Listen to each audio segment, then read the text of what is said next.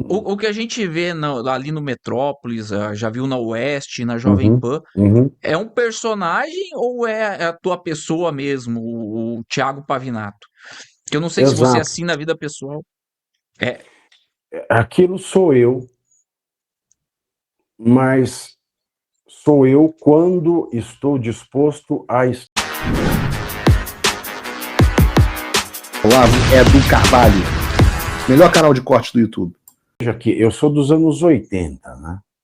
Então tem um agravante. Eu fui ter meu primeiro celular, eu tinha 19 anos de idade. caraca. Eu fui ter o meu primeiro computador, eu tinha, acho, 16 anos, 15, 16 anos de idade. Então não existia tal coisa chamada internet, assim, acessível. Até os meus 10 anos de idade, ninguém tinha internet em Itapira.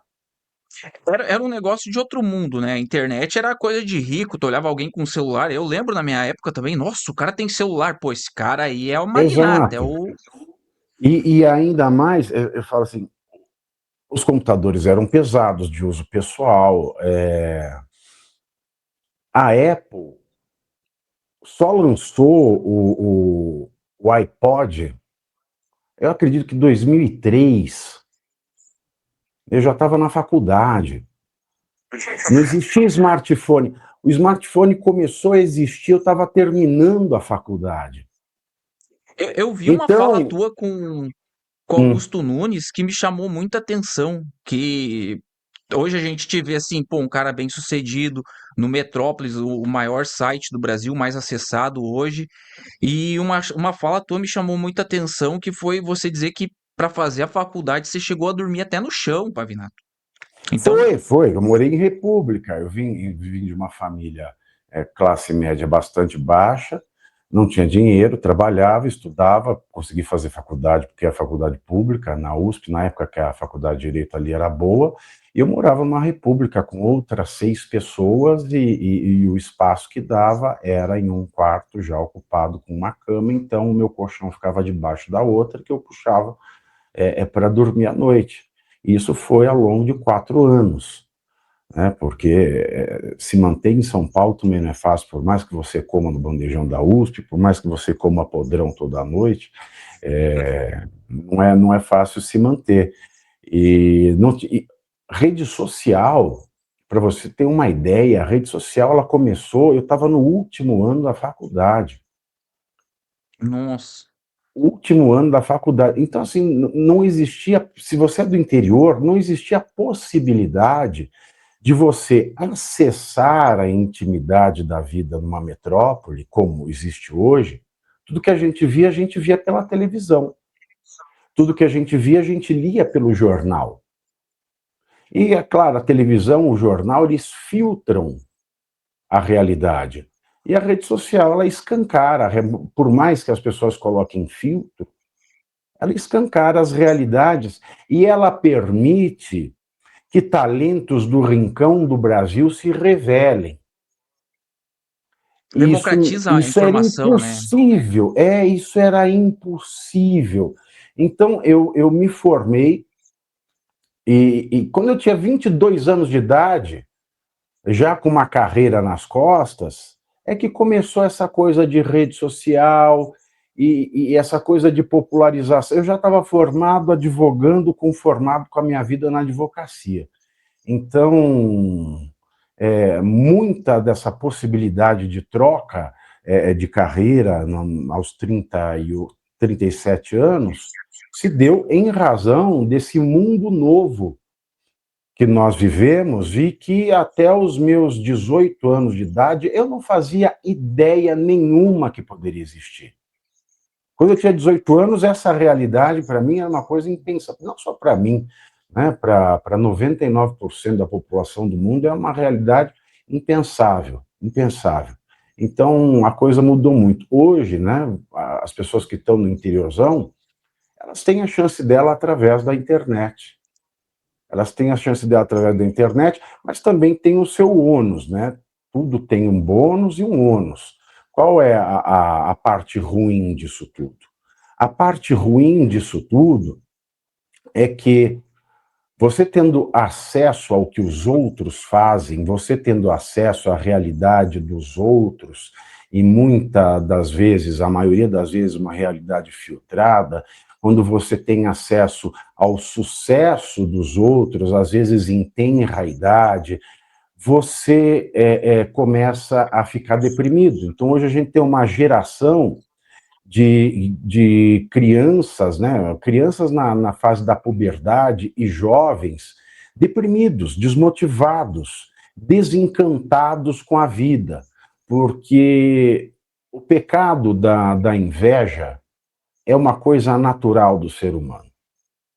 Sim, E sim. ainda mais nas tenras idades, quando nós não temos os filtros éticos bem formados no nosso sistema de tomada de decisão, no nosso cérebro, nós sofremos mais de inveja, porque criança sempre quer aquilo que não é dela. E alguém na puberdade ainda está numa fase intermediária entre a vida adulta, porque o cérebro da gente só tem os filtros éticos bem formados por volta dos 22 anos. Isso é neurologia.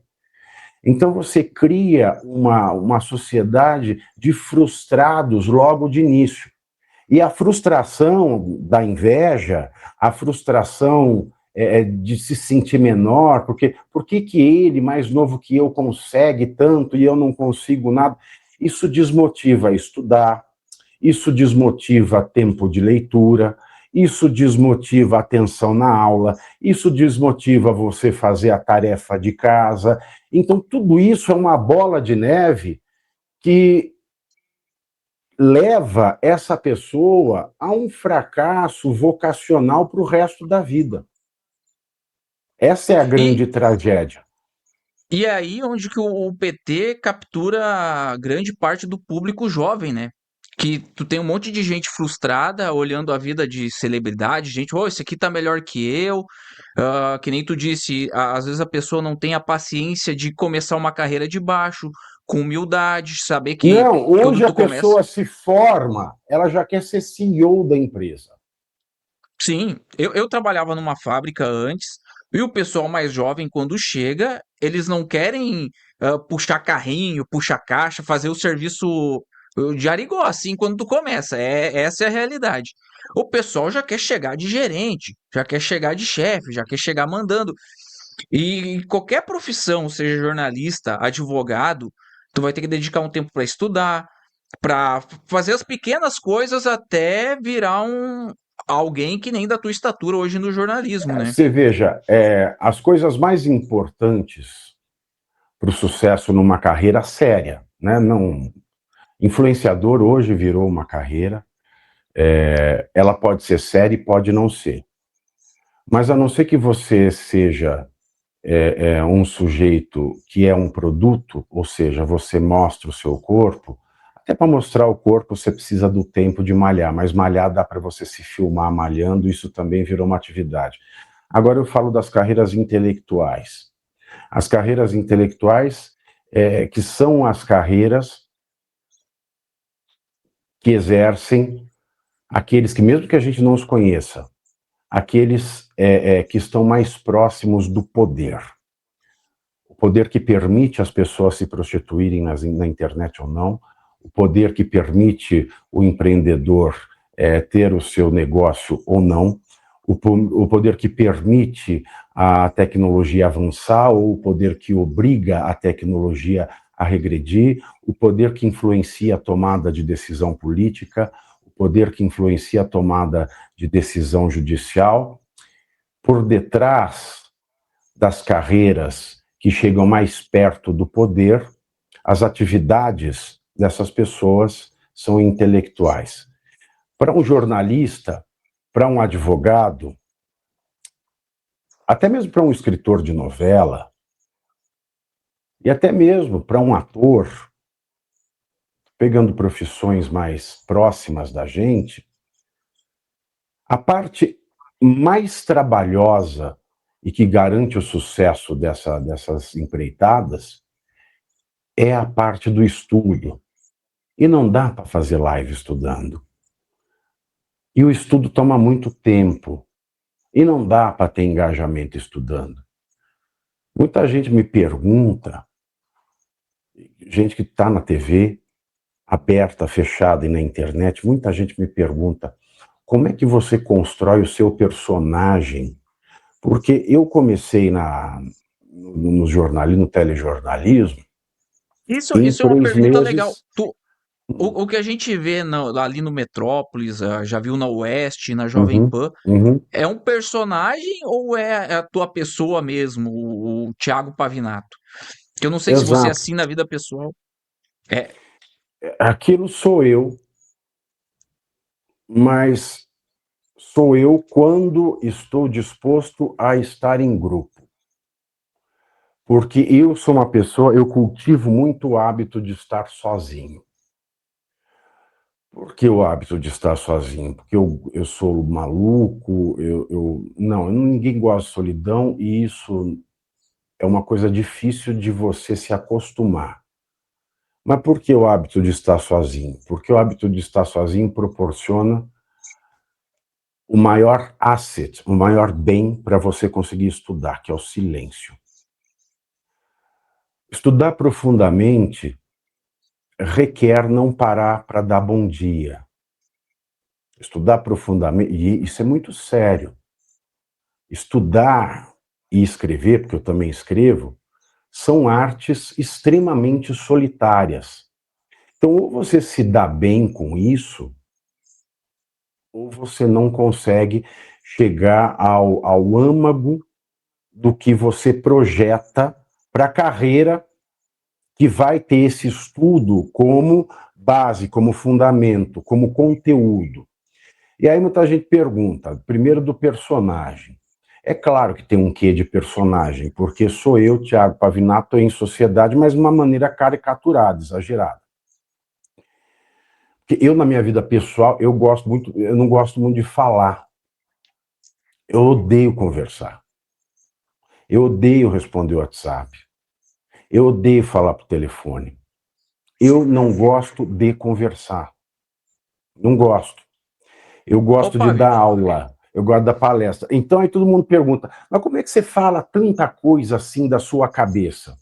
Aí, meu amigo, são 40 anos de estudo, muito estudo, desde uma infância com poucos amigos, uma juventude com menos amigos ainda, um início da fase adulta de estudos loucos para conseguir ultrapassar o estudo dos meus colegas de faculdade, para conseguir ultrapassar o nível de conhecimento dos meus concorrentes na advocacia e depois muito mais estudo, porque eu fui fazer mestrado, fui fazer doutorado, comecei e não terminei, pretendo voltar à livre docência. E na época da pandemia, eu fiquei mais de 6 meses sozinho em casa, sem sair de casa.